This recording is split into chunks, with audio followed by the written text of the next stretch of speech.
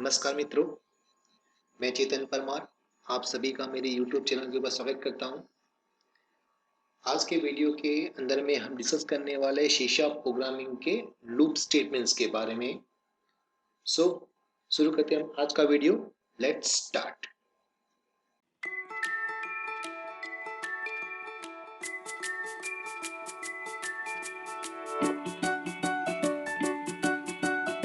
सबसे पहले loop statements, कितने लूप स्टेटमेंट्स अवेलेबल है C# के अंदर में, उसके बारे में जस्ट ब्रीफ में हम डिस्कस कर लेते हैं।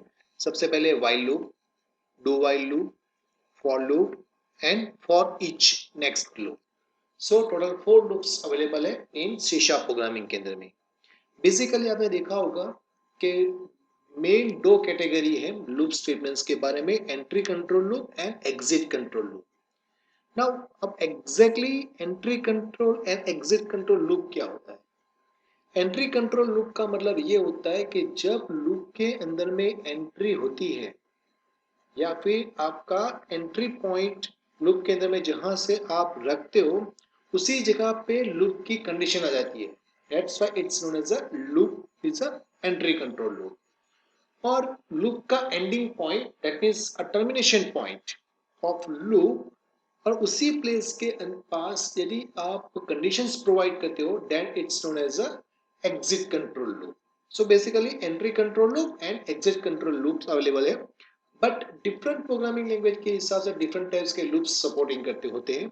जैसे यहाँ पे while loop, do while loop, for loop and for each next loop है। सो देखते हैं हर एक के बारे में one by one.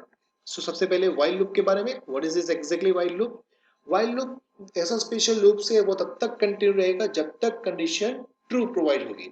Syntax wise देखा जाए तो व्हाइल लूप आपका कुछ इस फॉर्म में दिखाई देता है। जैसे यहाँ पे while and you have to provide condition, और जब तक ये कंडीशन ट्रू है तब तक ये नंबर ऑफ टाइम्स उतना ब्लॉक एग्जीक्यूट होता रहेगा। एग्जांपल की साइड से देखा जाए तो जैसे यहाँ पे एक है जो वैल्यू 1 to 5 को डिस्प्ले करवा रहे हैं स्क्रीन के ऊपर। So initially I is value is 1 और आई की वैल्यू जब तक 5 और 5 से छोटी होगी, this is my condition. Okay, so जब तक वो छोटी होगी वो वैल्यू तब तक वो लूप कंटिन्यू रहेगा, और जैसे वैल्यू मोर देन 5 हो जाएगी वो आउटसाइड द लूप आ जाएगा। ठीक है, सबसे जैसे यहाँ पे देख सकते हो आप, सबसे पहले i की वैल्यू 1 है। So now 1 is less than equal to 5। Okay good, true. Then उसी टाइम पे वो i की वैल्यू को प्रिंट कर देगा विच इज अल्टीमेटली 1, और उसी के बाद उसी i को इंक्रीमेंट करा है। So now it become 2। Okay, again ऊपर जाएगा, 2 जैसे इंक्रीमेंट होगा उसके बाद, और अगेन चेक करेगा 2 is less than equal to 5। Yes, true. Again नीचे जाएगा और i की वैल्यू को प्रिंट करेगा विच इज अ 2।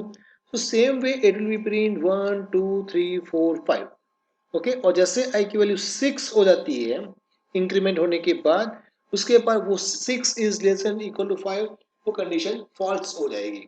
तो जैसे कंडीशन फॉल्स हो जाएगी आपको आउटपुट के अंदर में ओनली 1 2 3 4 5 दिखाई देगा। So this is exactly while loop in C# programming.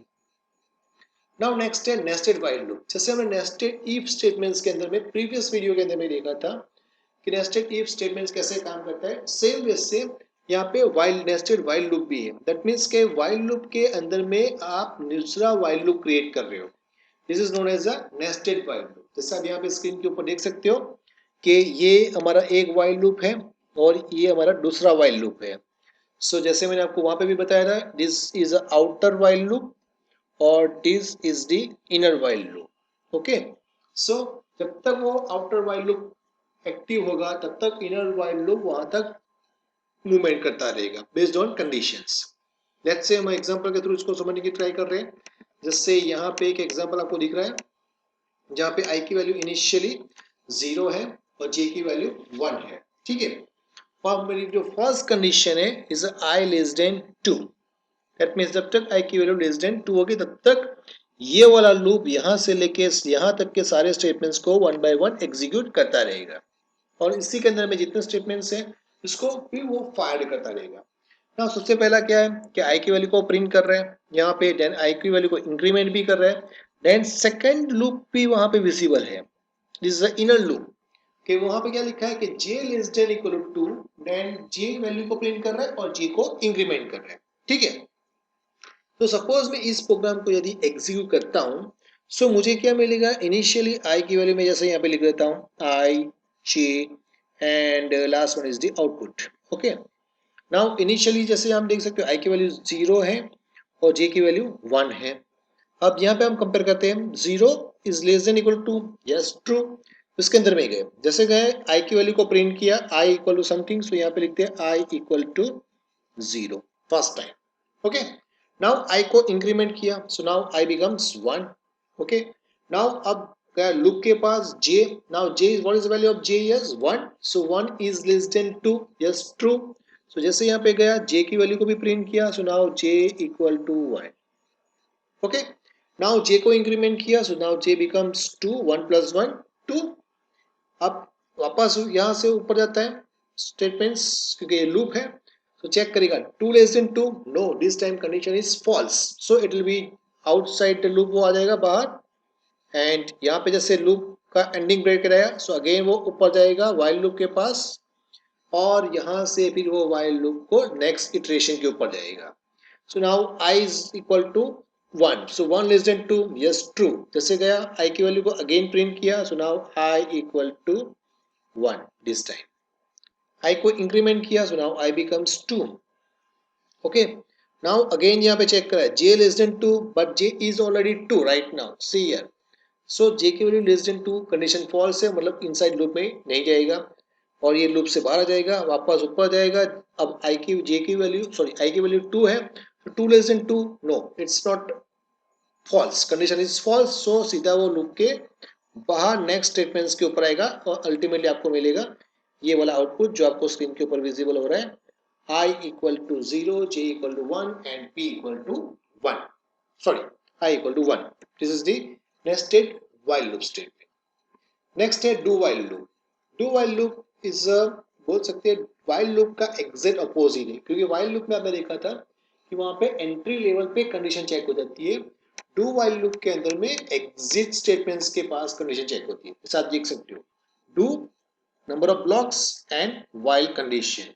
सो बोल सकते हैं कि डू वाइल लूप यदि आप किसी प्रोग्रामिंग में डाल रहे हो या फिर हम C# प्रोग्रामिंग में उसको डाल रहे हैं, तो वहां पे डू वाइल लूप आपको एक ऐसी गारंटी देगा कि जिसके अंदर में जो भी स्टेटमेंट्स लिखा हुआ है वो at least one time it is always executed. Because reason is that क्योंकि कंडीशंस आपकी लास्ट में आती है और आपके सारे स्टेटमेंट्स वन बाय वन वो एग्जीक्यूट हो जाएंगे, और यदि सब फर्स्ट टाइम्स के अंदर ही कंडीशन फॉल्स हो जाती है फिर भी वो स्टेटमेंट्स तो एग्जीक्यूट हो ही रहे। That's why it's giving the one guarantee that कि आपके जितने भी स्टेटमेंट्स डू व्हाइल लूप के अंदर में है वो एटलीस्ट वन टाइम वो एग्जीक्यूट हो ही जाएंगे। फॉर एग्जांपल जैसा आप यहाँ पे देख सकते हो, हमने 1 से लेके 5 को प्रिंट करवाने की कोशिश की है यहाँ पे same using do while loop के हिसाब से। So initially is i value is 0, then do console और राइट लाइन आई की वैल्यू को प्रिंट करवा दिया एंड आई की वैल्यू को इंक्रीमेंट करवा रहे आई प्लस प्लस करके, और कंडीशन लास्ट में डाली हुई है less than equal less than 5। जब तक आई की वैल्यू लेस देन 5 है तब तक लूप कंटिन्यू रहेगा। ठीक है, चलो उसको हम ट्राई कर रहे हैं इसको सॉल्व करने की। सबसे फर्स्ट आई की वैल्यू कितनी है, आई की वैल्यू है 0। ओके, नाउ यहाँ पे वैल्यू प्रिंट क्या करी थी, चलो आउटपुट भी डाल देते हम, आउटपुट यहाँ करके डाल देते, so output is a 0 first time. Now i is incremented, so now i becomes 1। अब कंडीशन के पास गए 1 इज एज इन 5 ट्रू, जैसे ट्रू होता है अगेन वो अपर साइड पे जाएगा, इस फॉर्म के अंदर में यहाँ पे जाएगा और अगेन क्या करेगा आई की वैल्यू को प्रिंट करेगा, सो 1, सो सेम वे से 2 3 4 तक जाएगा, और जैसे कंडीशंस आई की वैल्यू 5 आती है इस कंडीशंस 5 लेस देन 5 आएगा और उस केसेस के अंदर में कंडीशन फॉल्स हो जाएगी और आउटपुट में वो स्टॉप कर देगा और आउटसाइड लूप आ जाएगा, which is actually it is do while loop. Okay, next है फॉर लूप। फॉर लूप का syntax almost similar to C programming जैसा ही है, जैसे आप यहाँ पे देख सकते हो स्क्रीन के ऊपर। वो बेसिकली 3 पार्ट के अंदर में डिवाइड होता है, initialiser, condition and iterator. Basically iterator के अंदर में इंक्रीमेंट होता है या फिर डिक्रीमेंट होता है, आपको फॉरवर्ड डायरेक्शन में लूप को घुमा रहे हो या बैकवर्ड डायरेक्शन में लूप को घुमा रहे हो, बेस्ड ऑन डेट वहां पे इंक्रीमेंट और डिक्रीमेंट होता है। जैसे यहाँ पे एक एग्जांपल मैं आपको बता रहा हूँ, it will be print from 0 to 4। ठीक है, सो यहाँ पे देख सकते हो initialisation section that means variable को वैल्यू इनिशियलाइज करवानी है। सो यहाँ पे मैंने लिख दिया integer i equal to 0, this is my initialisation section, then semicolon, and condition is what that जब तक उसकी वैल्यू लेस देन 5 होती है तब तक लूप को कंटिन्यू रखना है। ठीक है, अब लूप को कंटिन्यू रख रहे हैं तो उस पर्टिकुलर वेरिएबल या इटरेटर को क्या करना है, इंक्रीमेंट करवाना है या डिक्रीमेंट करवाना है, कितना करवाना है। तो वो यहाँ पे मेरा लिखा हुआ है i plus plus, that means 1 will be incremented. So initially 0 0, then condition check होती है 0 is less than 5, yes true, जैसे ट्रू होता है प्रिंट करेगा 0, देन इंक्रीमेंट करेगा, जैसे इंक्रीमेंट करेगा उसके बाद वापस कंडीशन चेक करेगा और ट्रू होती है तो अगेन लूप के अंदर में जाएगा। इसी फॉर्म में ये पूरा सर्कल के फॉर्म में चलता रहेगा जब तक कंडीशन ट्रू होती है। सो अल्टीमेटली आपको आउटपुट मिलेगा 0 1 2 3 4 एंड टर्मिनेशन। ओके, नेक्स्ट है सेकंड एग्जांपल फॉर लूप का। ये देख सकते हो आपको यहाँ पर रिवर्स फॉर्म में मिल रहा है। सो यहाँ पे देखो वो डिक्रीमेंट हो गया दिस टाइम, क्योंकि हमने शुरुआत कहाँ की से बिगर नंबर से की, 5 से कहाँ तक जाना है, जब तक उसकी वैल्यू 0 से ज्यादा है तब तक। ओके, सो ये उल्टा प्रिंट करेगा 5 4 3 2 1 and then termination. Clear? So now nested for loop, again same way से जैसे वो हमने व्हाइल लूप के अंदर में देखा था, फॉर लूप के अंदर में दूसरा फॉर लूप डाल दोगे then it's become the nested for loop. जैसा देख सकते हो ये मेरा फर्स्ट फॉर लूप है और ये मेरा सेकंड फॉर लूप है।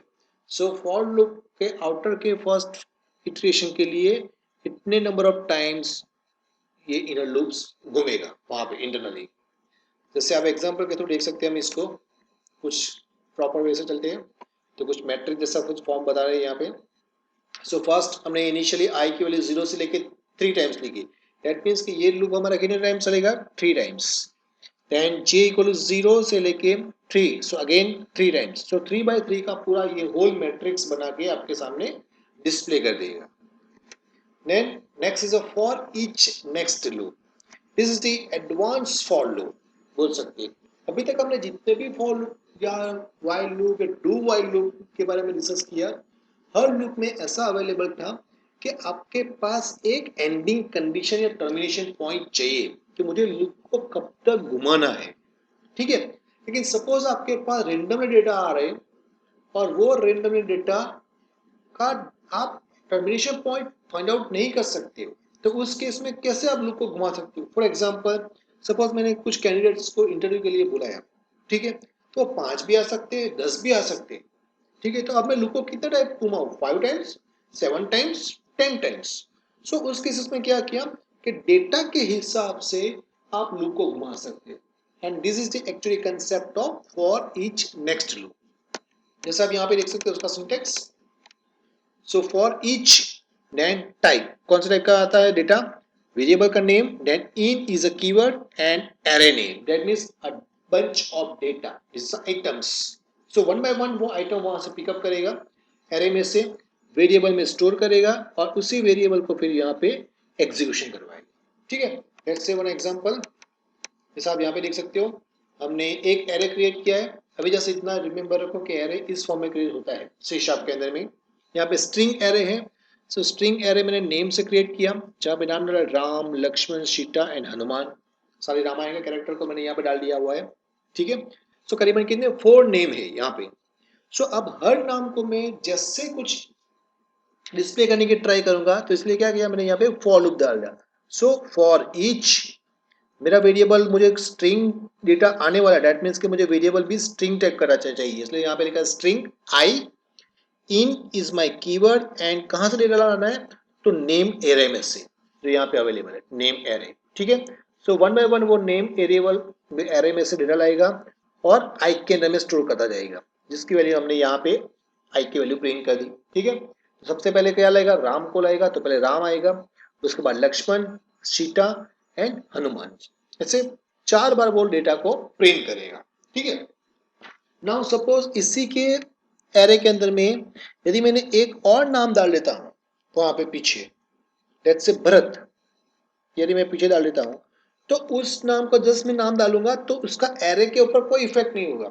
एरे परफेक्टली मेरे जो दिया हुआ डेटा इसके हिसाब से वो 5 टाइम्स अब घूमेगा, पहले 4 टाइम्स था क्योंकि अभी डेट रिकॉर्ड कितने हैं 5 रिकॉर्ड्स अवेलेबल से, तो वो ऑटोमेटिकली 5 टाइम्स घूमेगा, क्योंकि उसको नेम एरे के अंदर में जब तक डेटा मिलता रहेगा तब तक वो पूरा लूप को कंटिन्यू रखेगा, एंड जैसा डेटा मिलना बंद हो जाएगा वो लूप में से टर्मिनेट हो जाएगा। ठीक है, this is the main advantage of for each next loop. So thank you so much for watching this video. Please like this video. यदि आपको ये वीडियो पसंद आया हुआ है तो प्लीज लाइक बटन के ऊपर क्लिक कर दीजिए, मेरी चैनल को भी सब्सक्राइब कीजिए, और जो साथ में बेल आइकॉन दिया हुआ है उसके ऊपर भी क्लिक कर दीजिए। सो यदि फ्यूचर में मैं ऐसे अच्छे वीडियो बनाऊं तो आपको इसके बारे में इंटीमेशन मैसेज मिलता रहेगा। आप ये वीडियो आपके फ्रेंड्स और कलीग्स के साथ भी शेयर कर सकते हैं। So once again thank you so much and have a good day.